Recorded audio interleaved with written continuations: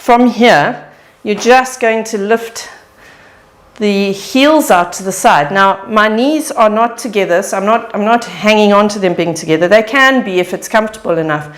But because I prefer to stay hip distance apart, the problem with that is that you've got to watch that you don't let the knees move as you take those feet up. Now, you can do this without a band. Okay, you'll get more movement, and it's still a great movement. So you can do it without the band. And the idea is to keep those knees where they are, keep the heels directly underneath the knees. Now, if you're taller, this chair might not work. You might have to put several cushions on it, or you might have to sit on a table or on some sort of unit to do it. Or if you are very tall, you could just rest your heels here and then just work from that point. So you're just working in a smaller range. It doesn't matter. It's the same action.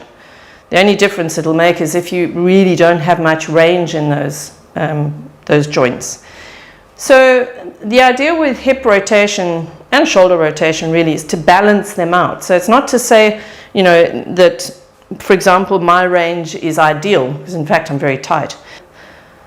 But the point is that you create some balance for yourself between your internal and your external rotators. And typically, keep going with this one, most people can externally rotate quite well, that kind of action. Most people have quite good action. They tend to have, they're not quite as kind of flexible in the other, or as strong in the other movement.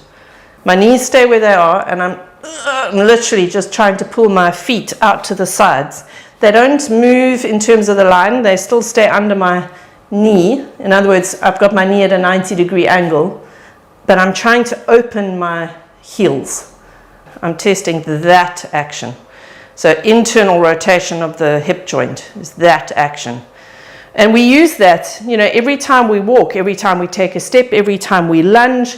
We've got some internal, and remember we've got the inner thighs here which are switching on, the hamstrings which switch on, and all of those have a slightly internal rotation action, as does this muscle, which is actually a glute muscle. It's a butt muscle. It's the smallest of the butt muscles. It's responsible for that action.